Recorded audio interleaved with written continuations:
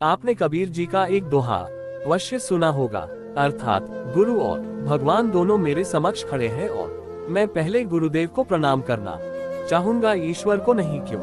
अंत में उन्होंने एक सूत्र दिया, जिन गोविंद दियो मिलाए, अर्थात जिन गुरु ने गोविंद से मिला दिया, ईश्वर से मिला दिया।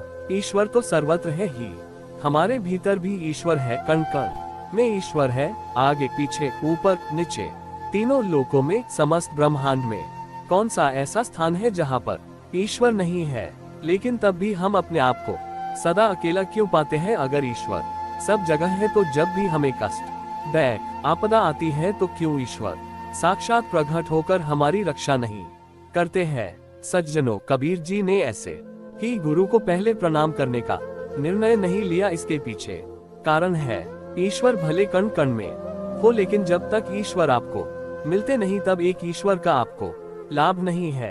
इस बात को हम एक उदाहरण से समझते हैं। आप बहुत गरीब है और एक कमरे में रह रहे हैं, ना खाने को भोजन, पहनने को वस्त्र और बीमार है, इलाज के लिए पैसे नहीं है। और मान लीजिए उस कमरे में जहाँ पर आप जमीनन पर चादर बिछाकर सोते हैं, उसी के नीचे जमीनन में खजाना पड़ा हो।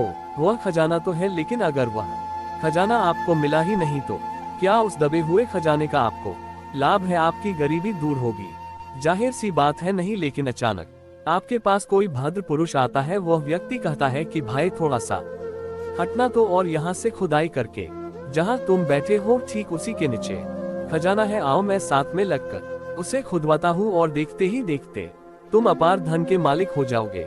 आप संदेह ना करें और एक बार उनकी बात मानते हुए आप यहाँ से खुदाई करें, और क्या पाते हैं, हीरे जवाहरात धन संपदा से भरपूर्ण एक सुंदर खजाना आपके हाथ लगता है। निश्चित ही आपकी गरीबी, आपकी दरिद्रता वह खजाना ही दूर करेगा, इसमें कोई संदेह नहीं। लेकिन जैसे ही एक तरफ खजाना पड़ा है जो आपकी दरिद्रता को दूर करेगा, और एक तरफ वह सज्जन पुरुष खड़ा है जिन्होंने वह खजाना आपको खनवाया, आपको प्राप्त करवाया, तो बताइए इस स्थिति में आप किसको प्रणाम करेंगे। उस खजाने को जो था तो आपके ही घर में, लेकिन कभी नहीं कहा कि लो मैं स्वयं जमीन से निकलकर तुम्हारे समक्ष, तुम्हारे झोली में आता हूँ और कर लो अपनी दरिद्रता का नाश। और दूसरी तरफ वह सज्जन है जो ना कि आपके रिश्ते में है, ना पहचान में है, बस मिले और कहा कि लो यहाँ से खुदाई करते हैं और खजान लेते हैं। बस खुदाई की और आपको खजाना दिलवा दिया, तो आप किसको प्रणाम करेंगे। पहले निश्चित है केवल प्रणाम ही नहीं, आप उन सज्जन पुरुष के चरणों में फुट फुट कर रोएंगे, बार बार नमन करेंगे, उनके चरण चूमेंगे कि हे आदरणीय, ये तो आप आए और मेरे समस्त कष्टों का निवारण कर डाला। इसीलिए खजान होना बड़ी बात नहीं थी, खजाने का पता लगना और उसका मिल जाना यह बड़ी बात थी। इसलिए सज्जनों, कबीर जी कहते हैं ईश्वर भी तो एक खजान ही है जो कि हमारे शरीर के भीतर विद्यमान था, लेकिन तब भी हम सुख शांति रूपी संपदा से कोसों दूर थे और विकारों की मार झेलते हुए दुखों की दरिद्रता भोगे जा रहे थे। यह तो गुरु की कृपा है कि वे हमारे जीवन में आए और हमारे मस्तिष्क पर विद्यमान तीसरे नेत्र को खोलवाया, और भीतर पड़ा खजाना जिसे हम ईश्वर कहते हैं वह लेकर हमारे हृदय रूपी झोली में डाल दिया, और हमारे मोक्ष का मार्ग अस्वथ हो गया। जिनकी कृपा से यह सुंदर मार्ग मिला वह गुरु ही हुए। उन गुरु को भला कैसे पहले हम प्रणाम नहीं करेंगे, ना चाहते हुए भी बरबस ऐसे पावन गुरुदेव के श्री चरणों में हमारा मस्तक नत हो ही जाता है। फिर एक और उदाहरण देखिए, आपको नदियां पार करनी है, पार तो आपको नौक ही लेकर जाएगी, और जिस वक्त आप नौक में बैठते हैं उस पार पहुंच जाते हैं, तो निश्चित ही आप नौक में बैठकर पार हुए। लेकिन जैसे ही आप पैसा देने लगे तो क्या आपने नौक को पैसे दिया कि ये नौक ये लो 20 रुपए और आपका बड़ा धन्यवाद। आप ऐसा नहीं कहते, आप मल्लाह को कहते हैं कि हे मल्लाह आपका बहुत धन्यवाद, और ये लीजिए उतरवाए और हमारी सेवा स्वीकार कीजिए। यहाँ आपने नौक को पैसे नहीं दिए बल्कि मल्लाह को दिए। क्यों? क्योंकि बिना मल्लाह के नौक किसी काम का नहीं। सज्जनों, गुरु मल्लाह होता है और नौक ईश्वर है। निश्चित ही ईश्वर पर सवार होकर हमें पार लगाना है, लेकिन अगर गुरु रूपी मल्लाह नहीं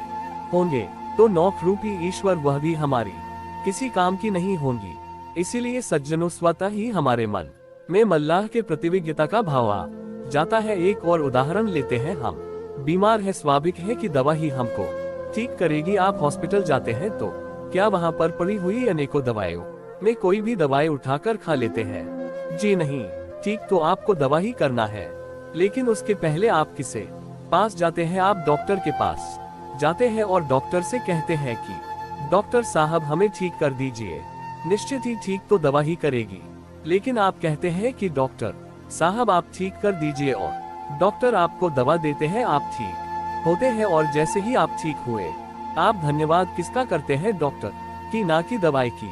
अर्थात दवा तो है, ठीक भी दवा ही करेगी, लेकिन बिना डॉक्टर के वह दवा आपके लिए मिट्टी के समान है। और बिना डॉक्टर के अगर आपने सीधे दवा लेना आरंभ कर दिया तो हो सकता है कि आप अधिक बीमार पड़ जाए। ईश्वर भी दवा है, जो कि हमारी 84 लाख युवनियों की बीमारी का इलाज है। लेकिन क्योंकि गुरु वैद्य है, उनके बिना अगर आप कहेंगे कि ईश्वर रूपी दवा आपको लाभ कर जाएगी, तो यह भ्रम है। इसीलिए ग्रंथों में कहा, मेरा वैद्य गुरु गोविंदा, हर हर नाम औषध मुख देवे, काटे जम की फंदा। अर्थात मेरा वैद्य गुरु है और हरि के नाम की औषधि मुझको देता है, और काटे जम की फंदा यम दूतों की फंडों को काट देता है, बीमारी दूर कर देता है।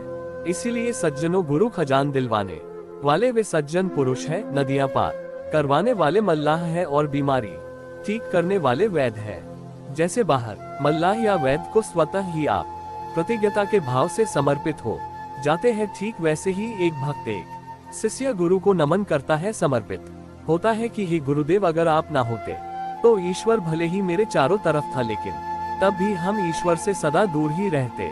इसीलिए सज्जनों, गुरु की महिमा, उसकी स्तुति, उसकी कृपा यह अनंत है। इसीलिए सदा प्रार्थना करें कि हे गुरुदेव, हम कहीं भी रहे, लेकिन आपकी याद, आपका स्मरण, आपका प्रेम, आपका दुलार स्नेह हम हर घड़ी निहोश करें, हर क्षण रोम रोम में। ऐसे ही प्रार्थना करते हुए सज्जनों, गुरुदेव को मन ही मन नमन करें और आपसे : योजक चिन्ह।